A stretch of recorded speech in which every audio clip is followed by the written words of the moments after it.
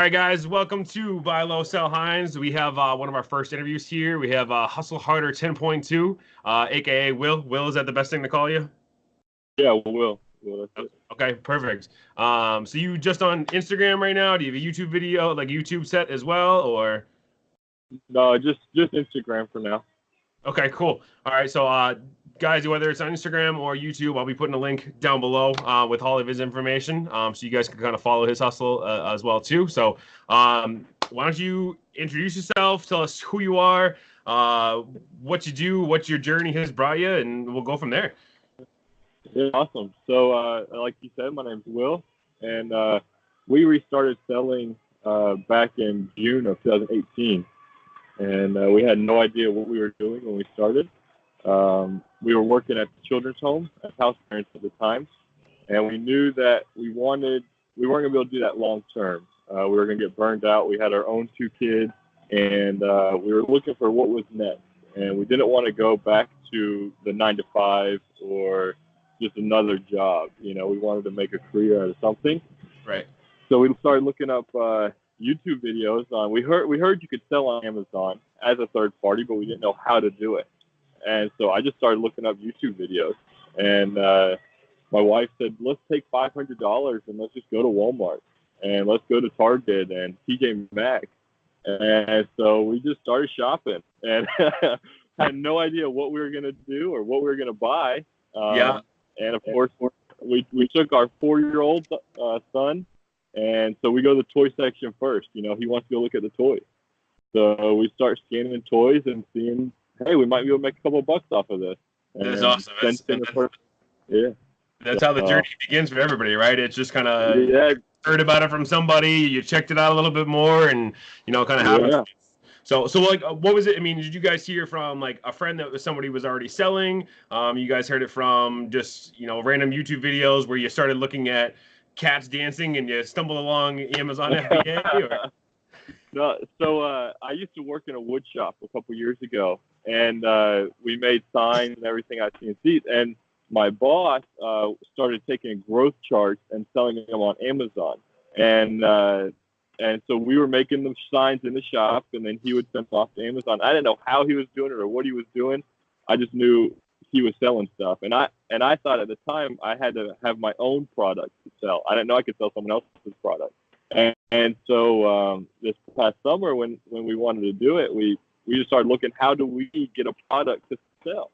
And I was, looked at private label, and then we said, no, we can just go to Walmart and do it. So that's how we kind of got started. Cool. Yeah. No, I hear a lot of people that kind of have that, like, almost the private label mentality where they see somebody that made their own product selling it and they're like, oh, that's great. And then they see, and you've got all this upfront costs, and then you got to get, your label recognized, and okay, what do I got to do to make my brand stick out? There's 18 million other Zoodle machines. How am I going to make my Zoodle machine, better than everybody else's? So For sure. Yeah.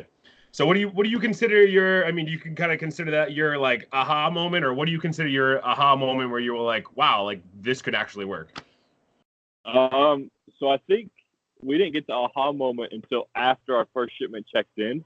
Okay. And it got there and checked in, and within 30 minutes of it getting checked in, we sold like 3 items. That's awesome. And so I told my wife, I said, look, this is ridiculous. We just, a couple of the items were just laying in the closet, collecting dust for the past few months. Yep. And so we started making money off of these items, and we said, look, this will work. We just got to figure out now what more to sell and how do we ramp it up, because we had limited capital to start, like most people, Yeah. So, cool. Yeah. Nice. So if it's something you continue to sell, feel free to not share, but do you mind sharing what your very first sale was? Yeah. My first sale was I don't sell it anymore. It was one of those items that was just sitting in the drawer, and it was a cast iron scrubber. So it was like a metal mesh metal thing. Okay. And maybe 8 inches by 8 inches. It was real small, but you can clean cast iron pans with it. Nice. And so yeah, that sold quick. There you go. So mine was a kitchen item too. Mine was a garlic press from Sears. Clearance. Yeah. That's awesome. Yeah. All right, so let's get in a little bit of like the nitty gritty. What are some things that you've kind of noticed? Like say it was somebody that hasn't done this before. What is your advice to them? How do you what would you tell them to get started? What would you tell them to do to definitely not do? Like what would your advice to be somebody that's watching this and has never sold anything, has never gone to a Walmart and clearance shopped? Yeah, that's awesome. I had this question 100 times last week because we quit our job last week. Yep. And so everyone at work, everybody asked me, how do you do what you're doing? And if I went back, I always tell them, if I went back to restart again, I would start with books. Okay. I didn't start that way, but I think books I love books now, and they're low cost and low risk, but yet there's high reward in those books. So go to Goodwill and you can get a good scanner. Don't use your phone for books. I think we all started with that mistake, and we were like, "Oh, $40! I don't have $40 to invest in this cheap little scanner." And then finding out we're into it, you realize, "Wow, I could have made $200 if I had a scanner." For sure. So yeah, I would start with books, and then really just get a grasp on sales rank, because it's funny when I first started scanning items, I found a couple. It was like the home category. It was like 1 million sales rank, and I told my wife, I said, hey, this will be great. There's millions of items on Amazon, and this will sell quick. Yeah. And not even thinking that the subcategory and the categories, I had no idea what I was doing, Yeah. Yeah, I had some products I was buying 50 cents a piece, and they were selling for $19.99. Let alone I didn't know that a 4 million rank in some category wasn't going to make me any money.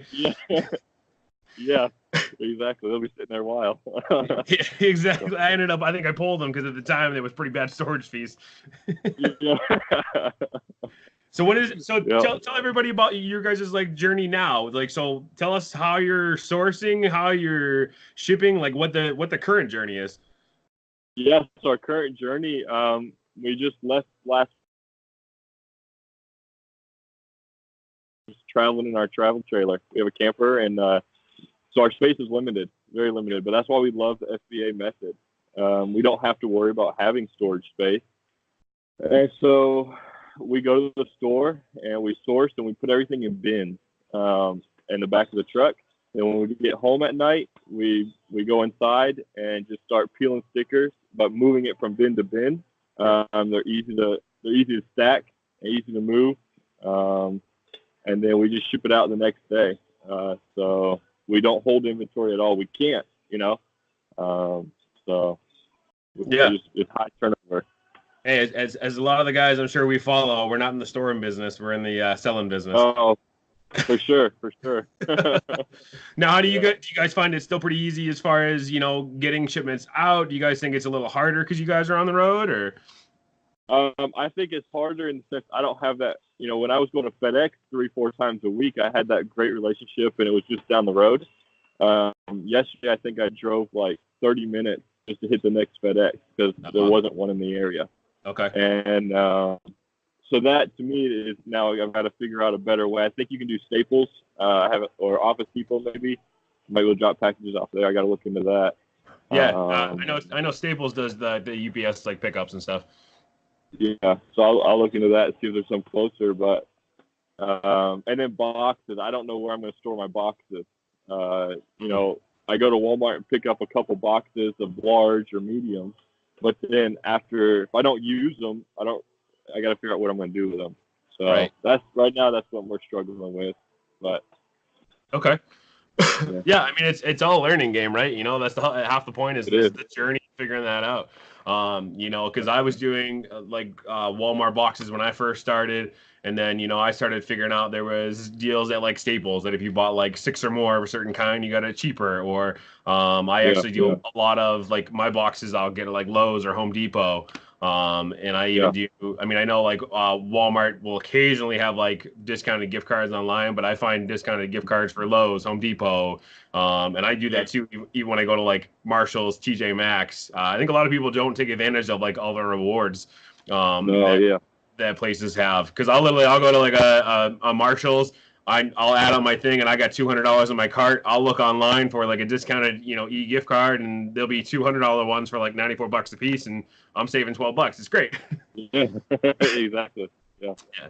So what is, I mean, so do you guys have like a set thing? Do you guys like plan out your week? Do you guys literally just go, let's wake up, all right, what's around us, and we'll start traveling? Or how do you guys plan it out?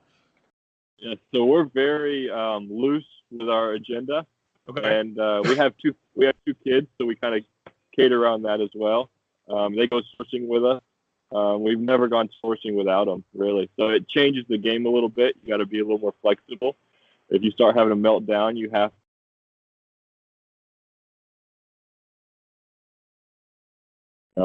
Right. So yeah, we're very loose. We have a tentative, hey, we want to get this done this week. If we get it done quicker, then we're done for the week. If we, it takes us 5 days, then it takes us 5 days. But hey, that's part of the journey as well, Yeah, definitely. So where are you guys located now? It looks you got palm trees behind you, so it's probably a hell of a lot warmer than I am. Yeah.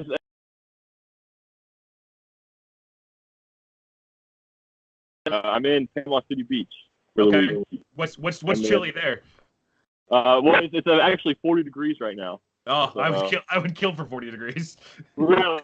Where are you? I'm in New Hampshire, so I think I woke up and it was about 15 degrees this morning. So. Oh no, I can't do that. Yeah, I hate to say you get used to it, but you get used to it. Yeah. So then the rest of we're gonna be in Florida all month. We're going down to Orlando for a couple weeks, and then Naples after that, and then Tampa Bay for a couple weeks. So we're excited. Yeah, that's good. That's definitely. And you guys could always, travel a little bit north when it gets too hot down there, and just you pick temperatures that you want up here. Exactly. Yeah, that's the life you go, man. So some people mind, some people don't mind. Do you mind sharing like your sales volume for last year? What you guys are on pace for? I mean, I know it's early into this year. Or what you guys did, the first couple months, or then like what's your 2019 goal? Yeah. So last year we started in June, again with a $500 investment, and we sold just under $60,000 in gross sales. And we held about a 20 to 25% profit margin on that. Okay. So wasn't too bad, especially we're working part-time, it wasn't full-time at all. Sure. This year in January, like most people who just started, I got caught up and didn't restock fast enough after Christmas. And so I was out of inventory way too long. But I think in January I did like 12,000 in sales. Okay. So I still was pretty strong, for just starting. And then February I did 14,000 in sales. And that's not bad for a short month picking up after January. No, for sure. And then and again, we moved at the end of February, so our routine was all messed up because we worked at the children's home, so we were working 10 days straight and we had 4 days off. And those 10 days you're doing doctor's appointments, you're taking kids to school, when they get home. So really our Amazon business was on hold for 10 days, and then we got to work for 4 days. Okay. And so yeah, it wasn't a bad month at all though. And this month we're picking back up. We're sending a lot of inventory in so far this week. So I expect that I'd like to do close to 20,000 this month. Nice. And if we can do that, we'll be good. And then of course my goal for the year is 250,000. Okay. Nice. Yeah. Now with traveling, are you guys just strictly doing RA? Are you guys doing any OA or just RA because of you guys traveling? No, I tried doing OA last year and I kept getting burned. I don't know what I was doing wrong, but I would buy a product, buy 15 or 20 of them, and everything looked great. And I'd get it and nothing would sell, or it would be the wrong listing for some reason. Like there was a duplicate listing, Okay. And I just wasn't doing it right. And so, and then of course with OA now, I guess I could get a prep center, but it would be hard to receive all the shipments of stuff. So, gotcha. Okay. Yeah. And then I'd like to move into wholesale. So I'm actually doing some trainings on wholesale, and by summertime, I'd like to do about 50% wholesale, 50% retail arbitrage. Nice. Yeah. I think anybody that's like very serious, I think their end goal is kind of like wholesale, because I mean at that point you've got consistent products. You're obviously getting it, Yeah. at wholesale value and all that kind of stuff. It's kind of like RA on steroids, where you're getting those clearance that nobody else knows about, where you walk into a Walmart and it's like you have access to the back room. Yes, exactly. So we're excited about that. Nice. So what's your highest sales day? My highest sales day, I did about $1,800. Nice. Okay. Over in Q4. That was in Q4, so everything's different for that.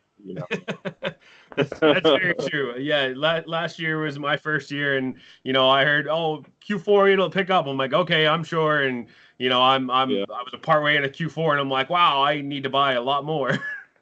Yeah, we ran out of all the good stuff inventory wise a week before Christmas, and we had sold out of so much. We hit $20,000 in sales in December, and we didn't have inventory for the last 2 weeks. So yeah, we were killing it. But nice. So do you guys? I mean, obviously, I know it's obviously a little bit harder on the road. Do you guys? You talked about wholesale and that kind of stuff. Do you guys plan on transitioning to doing it on multiple platforms at all, or just Amazon? Are you guys looking at like eBay, Mercari, anything like that at all? Or I started a little bit of Poshmark and eBay. Okay. But of course, then I store an inventory. I got to keep inventory somewhere in the camper, and so right now under the bed is full of my eBay inventory or my Poshmark inventory. Okay. Actually, about 75% of it is even unlisted. So that's what we're working on the next couple of days, is just listing all that stuff. Gotcha. And that's all I've got so far, though. Okay. Now, have you guys? I mean, I've seen some of your things on your Instagram. I mean, how much I know it's kind of recent as far as like being ungated and a lot of things. How much has that like changed your sourcing process, or like what have you done different now you've been ungated? Yeah, it's changed everything. So I used to never even touch clothing because I was gated in all the big brands, and so I didn't even worry about any clothes. But yesterday even that's my main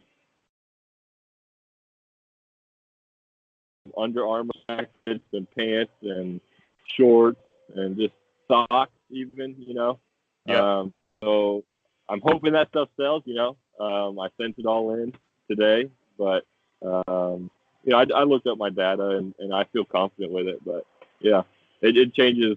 And plus now we can go to the TJ Maxx that we could only source half the store. Now we can source 75-80% of that store. So one trip is now more profitable. Yeah, no, it's definitely all that stuff is definitely a game changer, and I think a lot of it is like people just post and they're like, "Oh, Walmart clearance," and I got all these toys, and I think a lot of people focus on toys, and I've noticed that too. I mean, honestly, like I got a lot more into like kitchenware, and like I feel like everybody's scared of breakables, and you can see some bubble wrap things behind me, and I'm like, bring on the breakables. There's only 2 sellers with this, and one of them is not Amazon, so let's go. Yeah. I have a couple replenishables I buy at Walmart and a few other stores I won't name because you probably will figure them out quickly. But they're breakables, and nobody's selling them. Maybe one other seller, and I'm buying the product at full price and selling it for 3 times the amount. Just that's how it is. Yeah. No, I make some of my best profit on full price items, not even clearance items. So it's. And when people say scan everything, they mean scan everything. It's not just books. Yeah. It's like I've literally taken a day and I've picked like 2 lanes in Walmart and literally just gone down the entire thing and scanned everything. Yeah. So I only ended up finding one thing, but it's a thing I've been selling for 6 months now. So it makes me it makes me $50 extra every single month. So cool. It's one day to do that over a year. It works out. Yeah, for sure. Yeah, cool. So who are some of your like biggest influencers? Like, who do you watch all the time? I'll give them little shouts out down below too. Yeah. I started out watching Reezy Resells. Okay. Like a lot of people. Yep. And Steve Rakin from Rake and Profit. Okay. He's a big one. And then just recently, it's Renzi. I think it's Renzi now, or Ryan and Lynn. With the shoes, they do shoes and nothing's on Amazon. And so I'm trying to learn more of that game because I think it's awesome. I did some StockX flips yesterday. So, yeah. There you go. Nice. The funny thing is, I have an interview set up with them tomorrow night. Oh, nice. I'll be looking forward to that video. That's Yeah, great. yeah. No, definitely. So my goals are any videos I'm doing, I'm organizing this week. I'm gonna post them out. I'll do little clips here and that, almost kind of like teasers throughout the week this week, and then I'll be definitely doing some like YouTube posts. As far as that goes, but no, I'm pumped. I'm pumped to interview them. And then I also have Romer the Romer. Okay, I haven't seen him. Yeah. Okay. He was actually, the funny thing is, I had messaged him, and I'm actually interviewing him later tonight. He was actually on Reezy's podcast last night. Okay. Yeah. So if I you're missed looking, that one. yeah, if you're looking for anybody that's like hardcore into books and is just an absolute savage, Romer the Romer is the guy to watch as far as that stuff goes. Okay. Sure, I'll check him out. Yeah, he's a lot more on Instagram than he is on YouTube. I think he's only got like 4 or 5 videos on YouTube. But he's got a good following as far as Instagram. He posts all the time. He's got some good info. And like I said, if you got a, no bullshit mentality, he's the guy to follow as far as that stuff goes. So good. That's good. So I love asking this. Do you know anybody personally that also does this, or has anybody seen what you've done and they were like, wow, I got to get my piece of the pie? Yeah, I've seen it. When I started, I knew nobody that personally did it. Nobody. But then within the last month, my sister started doing it. And she tried it last year, and when we first started as well, and she's like, man, I'm gated in everything. I can't sell anything. And I said, no, there's stuff out there to sell. Just, you got to keep looking, Yeah. And she was pregnant. She was getting ready to have a baby, so she kind of put that on the back burner.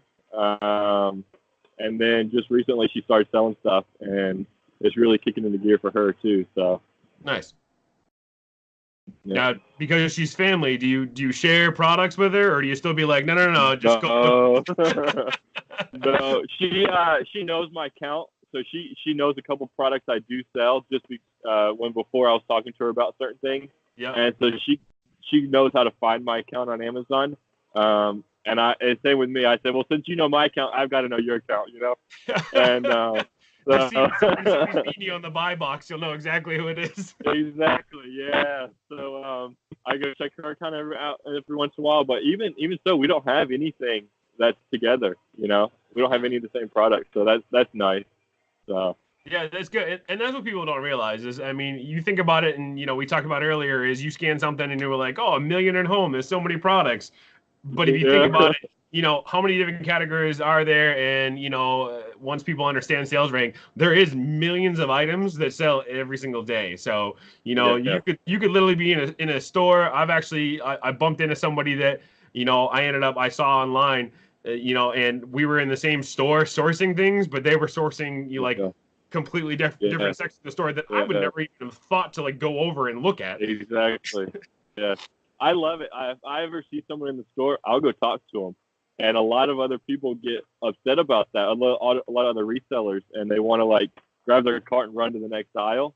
Yeah. But when we first started, there was a guy at Ollie's Bargain Outlet, and both of our carts were overflowing with the stuff we had. And I don't think there was a single product in there that was the same.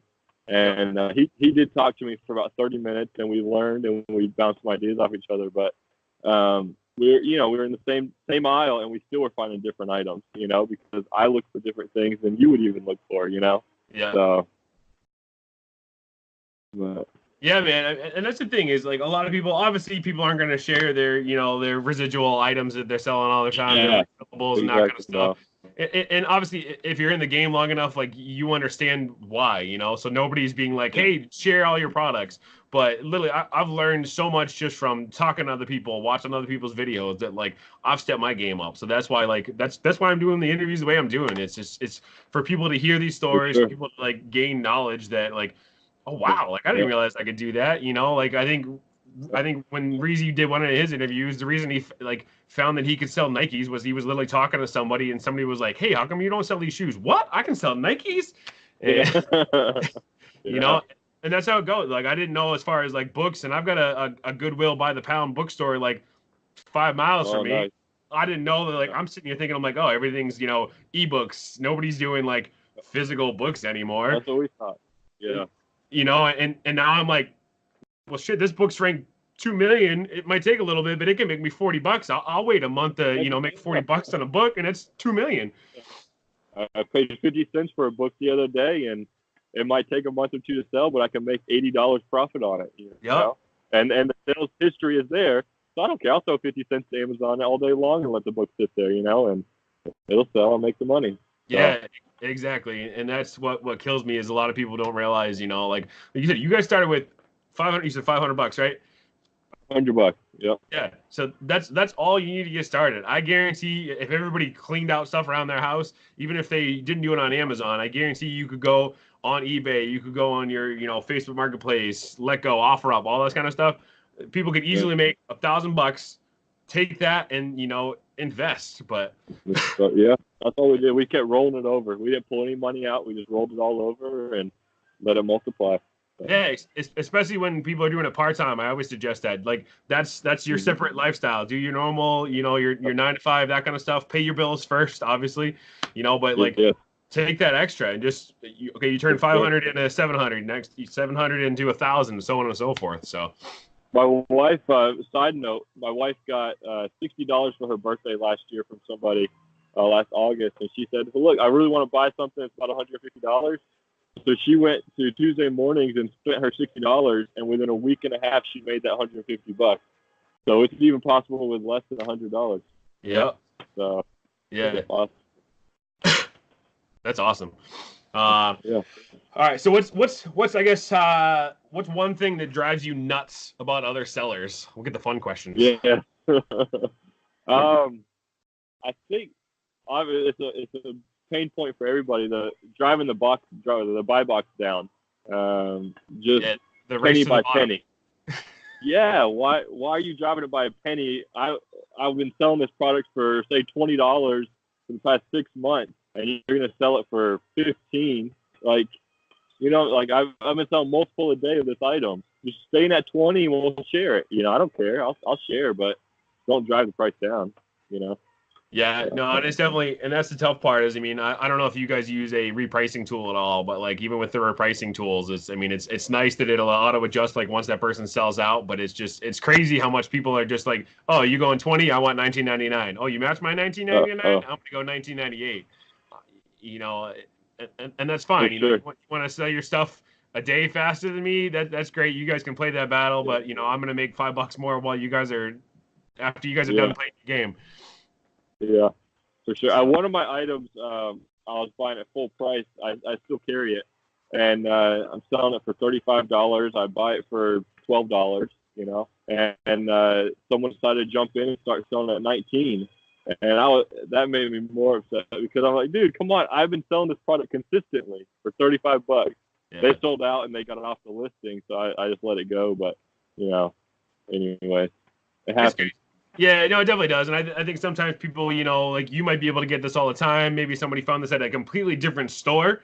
And they're just like, all right, I'm going to sell it I'm just going to double up my money real quick. So I don't care what it's at right now. Let me double it up. Let me get out. But, then there's people that literally just play the penny game every single day.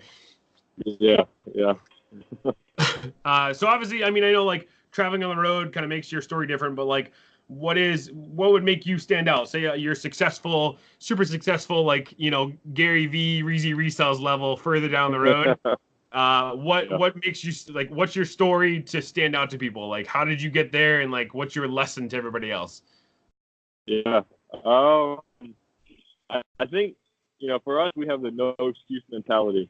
There are no excuses. We do it with a 1-year-old and a 4-year-old. They go sourcing with us all the time.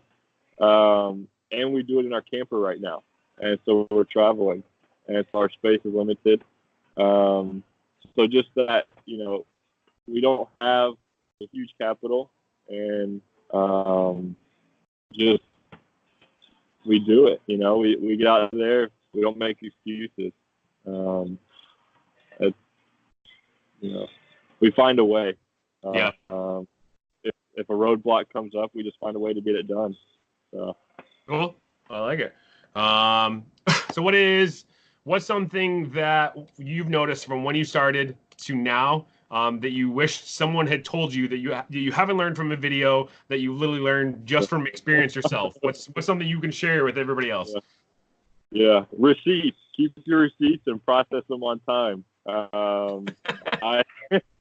I I drug my feet on getting a scanner for my receipts, and it was probably 6 months in. So the middle of Q4, I said, well, dang, I should probably start processing these receipts a little better. I had them in a box. I kid you not. They're in the box. They're in the glove box. They're in jacket pockets. They're everywhere. And so that was a nightmare, just trying to get my receipts under control. And I still got a half a box I got to finish. But I think we all got that half a box we got to finish. Yeah. So just make sure you stay on top of keeping your receipts in line, and stuff. Cool. All right, man. Well, hey, we're at that 30 minutes, so I mean, I don't want to take up too much of your time. Hey, man, Will, I appreciate it so much. I'm definitely anybody that I'm interviewing. I'm talking to people because I follow them. Now, so like I love seeing you guys' journey. So again, if you guys aren't following him, Hustle Harder 10.2. That's the Instagram handle. Again, we'll put it down bottom. We'll put it in the comments. All that kind of stuff. So Will, thank you, man. I really appreciate the time and that kind of stuff.